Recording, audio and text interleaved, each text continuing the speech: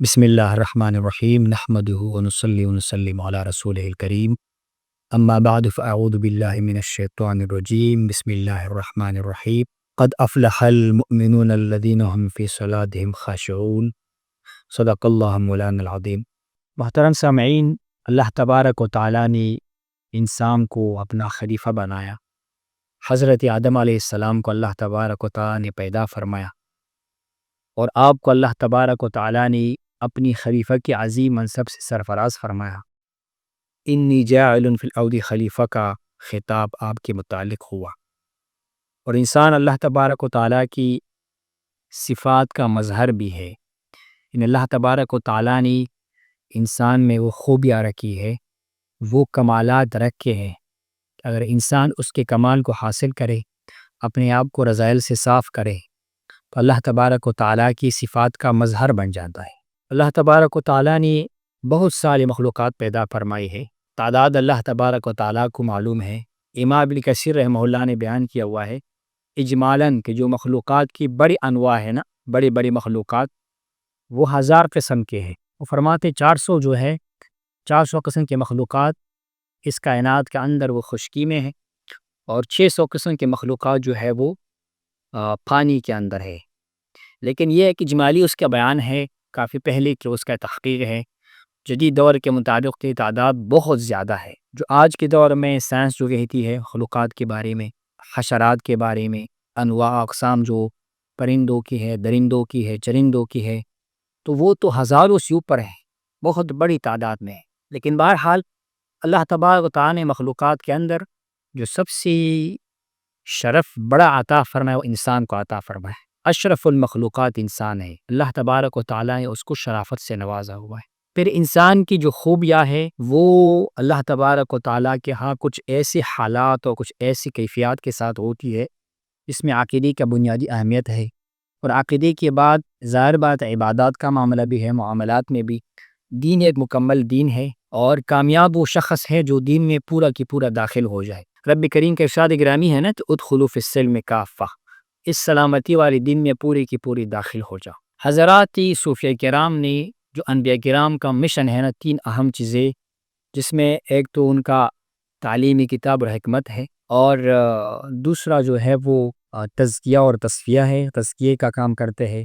یہ انبیاء کرام کا جو ہے وہ کیا ہے، وہ خاصیت ہے۔ اللہ تبارک و تعالیٰ کے پیغام کو مخلوق تک پہنچا دینا، یہ ان کی ڈیوٹیاں ہیں۔ اس تزکیے کی ضمن میں کچھ ایسی کیفیات ہے جو انسان کو حاصل ہوتی ہے، اس پہ کام کرنا ضروری ہے، اور ہمارے مشائخ کرام نے اس کی طرف ترغیب دی ہے۔ میں چاہتا ہوں کہ اس کی طرف مختصر میں اشارہ کروں۔ حضرات قادر شریفہ سلسلہ عالیہ قادریہ جناب حضور سیدنا غوث اعظم مبارک کی جو فالوور ہے، متبعین ہے، الحمدللہ ہم وہ اس نسبت میں شامل ہے۔ طریقہ آئین نقشبندیہ کے ساتھ ساتھ الحمدللہ ہم قادری بھی ہے، چشتی بھی ہے، سہروردی بھی ہے۔ ان میں کچھ اہم مقامات ہے، تفصیل انشاءاللہ بعد میں بیان ہوگی۔ اجمالاً اس کے حصول کی طرف جانا چاہیے۔ پہلی چیز جو ہے وہ توبہ میں ہے۔ توبہ، انسان اللہ تبارک تعالیٰ کی بارگاہ میں توبہ کرے، استغفار کرے۔ یہ وہ عظیم صفت ہے استغفار کا، توبہ کرنے کا، کہ جس سے اللہ تبارک و تعالیٰ راضی ہوتا ہے۔ حدیث مبارک میں ہے قیامت کے دل سب سے خوش اور شاداں بندہ ہوگا جس کے نام اعمال میں کثرت کے ساتھ استغفار ہوں گے۔ یہ اعلیٰ درجہ ہے، پہلا درجہ ہے، اور آغاز ہے۔ صبح کے ٹائم انسان اٹھتا ہے نا، عام طور پر معمول کیا ہوتا ہے، ایسی چیزیں کھاؤ جس سے معدہ صاف ہو۔ آپ کا دکان ہے، آپ کا گھر ہے، آپ کا صحن دالان ہے، اس کو صاف کرو۔ تو استغفار بھی صبح کے وقت، پھر حدیث مبارک میں ہے سحری کے وقت۔ قرآن بھی کہتا ہے مومنین کی تعریف کیا ہے، یستغفرون بالاسحار، سحر کے وقت استغفار کرنا۔ تو طریقت کے راستے میں بھی پہلی صفت کیا ہے سالک کے لیے، مرید کے لیے، کہ وہ توبے سے کام لے گا، استغفار کرے گا، روزانہ کی بنیاد پر کرے گا، ہر ذکر سے پہلے کرے گا، ہر عمل سے پہلے کرے گا۔ اسی طرح ایک اور صفت ہے صبر کا۔ سالک ہے وہ اللہ تبارک و تعالیٰ کی طرف سے آنے والے کسی بھی مصیبت پر، امتحان پر صبر کرے گا، اجر کا امید رکھے گا، جلد بازی نہیں کرے گا، ناراضگی نہیں کرے گا، غلط فکر، غلط بات نہیں کرے گا، بلکہ وہ صبر کا مظاہرہ کرے گا۔ اس کے بعد صفت ہے شکر کا۔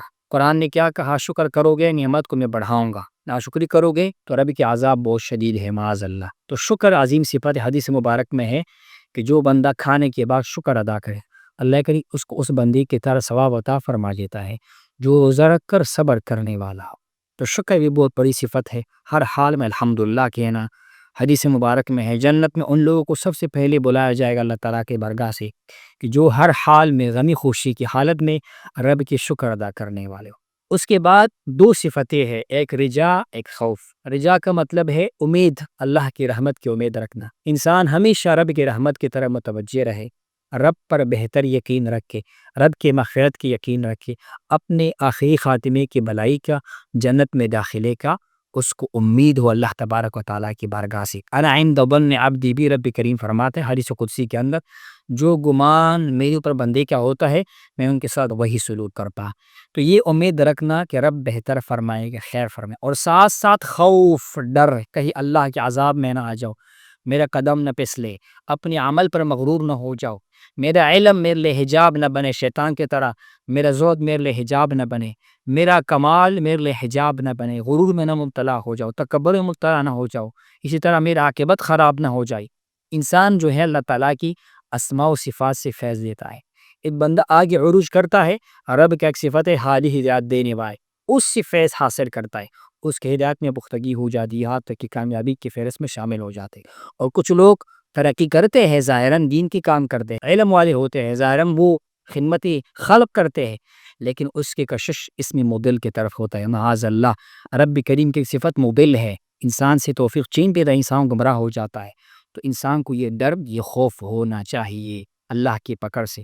اس کے بعد ایک صفت ہے توکل کا، اللہ کریم پر بھروسہ کرنا۔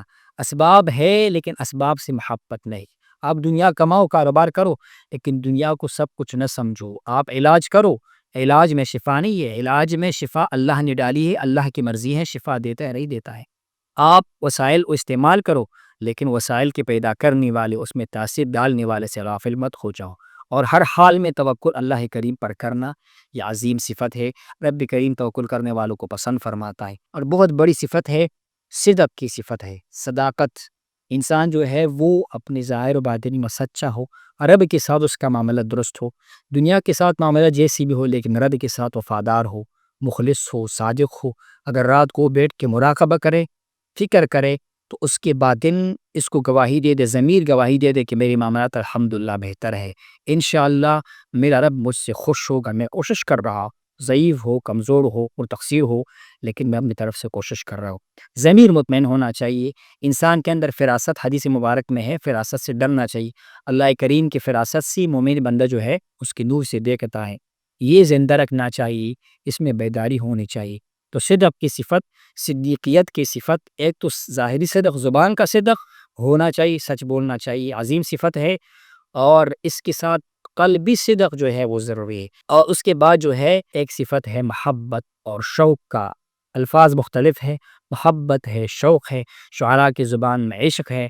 انسان کو اللہ تبارک و تعالیٰ سے ٹوٹ کر محبت کرنی چاہیے، ایسی محبت کرنی چاہیے کہ ہمارا کھانا پینا، ہمارے اندر جو خوشی ہے، جو راحت ہے، جو سکون ہے، بے شمار نعمتیں ہیں، اولاد کی شکل میں، زندگی، جوانی، صحت، فراغت، یہ سب رب کریم کی طرف سے ہے، اسی کی طرف سے عطیہ ہے، تحفے ہے، سانس اللہ کا نعمت ہے، سونے کا حص، چکنے کا حص، دیکھنے کا اور سننے کی قوت رب کی طرف سے عطا کردہ ہے۔ وہ رب کتنا محسن، کتنا قریب، کتنا منعم، کتنا مجمل ہے ہمارے اوپر، اس سے محبت ہونی چاہیے۔ والذین آمنوا اشد حبا للہ، ایمان والوں کی تعریف کیا ہے؟ سب سے بڑھ کر رب سے محبت کرنے والے۔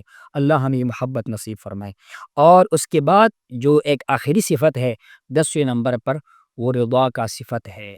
رضا، انسان اللہ تبارک و تعالیٰ کے فیصلوں پر راضی ہو، اس کی ظاہری معنی تو یہ ہے، لیکن اگر سیفی معنی کی طرف جائے تو یہ ہے کہ انسان یہ کیفیت حاصل کرے جو صحابہ کرام کا شان ہے، رضی اللہ عنہم ورضوا عنہ۔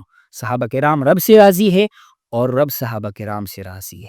اب انسان سے اللہ تبارک و تعالیٰ راضی ہو جائے، جس طرح اقبال نے کہا کہ اس کیفیت کو حاصل کرو کہ خدا بندے سے خود پوچھے بتا تیری رضا کیا ہے۔ یہ کیفیت حاصل ہونا یہ کمال کا درجہ ہے، بہترین درجہ ہے، اعلیٰ درجہ ہے۔ حضرات قادریہ کیا کرتے ہیں مبارکی؟ یہ میں صرف سالکین کے رہنمائی کے لیے عرض کر رہا ہوں کہ یہ مبارکین سالک کو ان مراحل سے گزار لیتے ہیں سلوک کے راستے میں، نفس بات کا ذکر کر کے اور الا اللہ کا ذکر، اللہ کا ذکر، 7 نفسوں کے لیے 7 اذکار کر کے اور 7 یا مراقبہ اور دودھ مبارکہ شامل کر کے سالک کی نفس کا تزکیہ ہو جائے، تاکہ یہ مقامات توبے کا، صبر کا، شکر کا، اسی طرح رجاء اور خوف کا، اسی طرح جناب والا محبت و شوق کا، اور اسی طرح جناب والا صدق کا اور رضا تک یہ مقامات حاصل ہو جائیں۔ 10 مقامات ہے۔ ہمارے حضرات نقشِ واقعی کیا کرتے ہیں؟ سالک کو چونکہ یہاں پر کام پہلے جذبے کا ہوتا ہے، الہی ذکر اور محبت انسان کے دل میں ڈال کر اس کے ضمن میں سلوک طے ہوتا ہے۔ یہ مبارکین جذبے سے شروع کرتا ہے، اس کے ضمن میں سلوک طے کر لیتے ہیں۔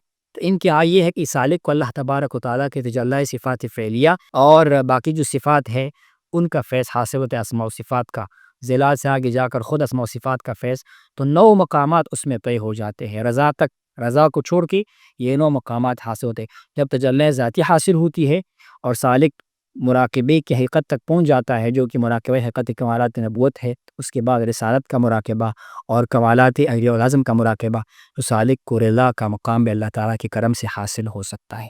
یہ وہ مقامات ہے جس کا ایک سالک کو حاصل کرنا چاہیے، کوشش کرنا چاہیے، اس کے بارے میں پڑھنا چاہیے۔ سیر السلوک، یہ سلوک کے راستے کا سیر ہے، اس کے بارے میں معلومات حاصل کرنی چاہیے۔ حضرات صوفیہ کرام نے اس راستے میں کوششیں کی ہے، محنت کی ہے۔ غنیت دیکھ لیجیے گا رسالہ قشیریہ، غنیۃ الطالبین کے اندر اور کشف المحجوب کے اندر، حضور غوث اعظم کی تعلیمات کے اندر، دیگر مبارکین کی تعلیمات کے اندر یہ بڑی واضح انداز سے بیان کی گئی ہے۔ اللہ تعالیٰ ہم سب کو عمل کرنے کی توفیق نصیب فرمائی اور ان مقامات کی کمال حصول کی توفیق اور سعادت ہم سب کو نصیب فرمائے۔